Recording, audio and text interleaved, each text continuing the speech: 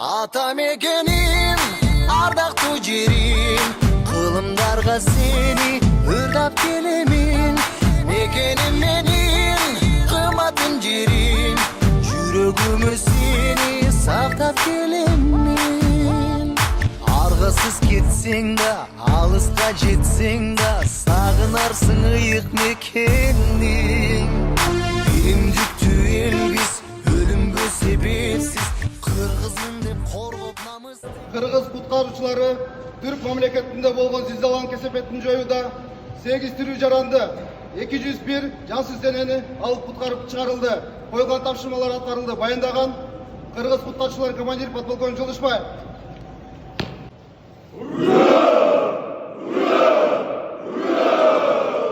Sizlerin bu çabasını, desteğini unutmayacağız. Çok bravo.